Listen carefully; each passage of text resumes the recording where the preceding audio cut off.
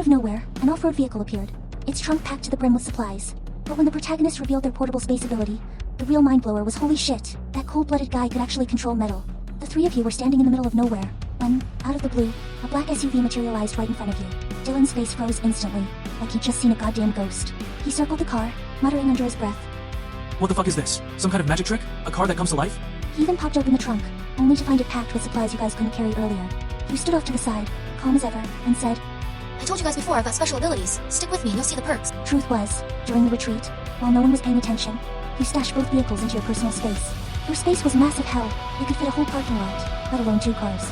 Victor, on the other hand, didn't seem all that surprised. He glanced at his SUV and asked, So, where's your car?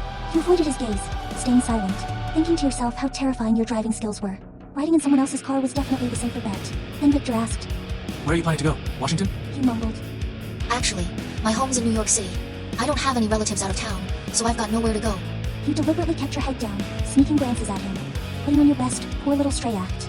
Dylan's heart melted immediately, and he suggested you tag along with them. But Victor pulled you aside and whispered, Bella, cut the crap. I know you're faking it. You blinked innocently, still playing the part, even considering squeezing out a couple of tears for effect. Then, unexpectedly, he relented. No more, Nancy. Fine. You help me out, so I'll take you along for a while. But once we find a safe spot, you're on your own. 默认, Nancy. He felt a surge of joy, but he quickly added, 默认, Nancy. There are conditions. First, follow my lead, no making decisions on your own. Second, keep your special ability under wraps. Don't let anyone else know about it. 默认, Nancy. You asked? What's the third? He replied coldly. 默认, Nancy. I'll let you know when I think of it. Break any of these rules and you're out. 默认, Nancy.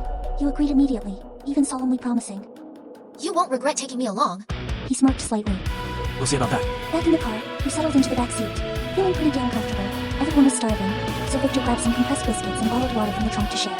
Dylan wolfed his down, but after a couple of bites, you couldn't stomach it anymore. The stuff was dry as hell and tasted like a sweet pig. So, you sneakily pulled a bag of charcoal grilled mini sausages from your space, pretending you'd fished it out of your backpack. You tapped on the back of the front seat. Hey Victor, can I eat a pack of these grilled sausages? You did say, no making decisions on my own.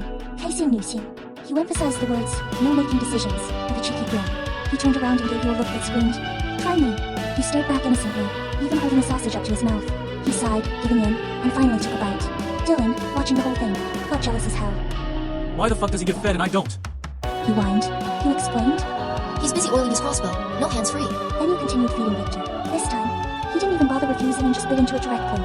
After eating and drinking, you sat in the car, chatting with Shelsen, your AI assistant, who asked how to increase your foolishly kind person points. Shelsen explained that it crawled the internet for data, recording any behavior people commented on as foolishly kind. You nearly burst out laughing at how random the criteria were, but hey, the more vague the better, more chances to rack up points. While you were deep in conversation, Victor got out of the car and headed to the trunk, pretending to look for something. When he thought no one was watching, he glanced toward a nearby village. Suddenly, dozens of long nails shot into the air, like soldiers lining up in formation. They flew straight toward the SUV. Just as they were about to hit, Victor flicked his fingers, and the nails all veered off course. They neatly landed in the magazine of his weapon. Turns out, Victor had special abilities too. Watching him handle the situation so calmly, you couldn't help but think, damn, this guy is something else.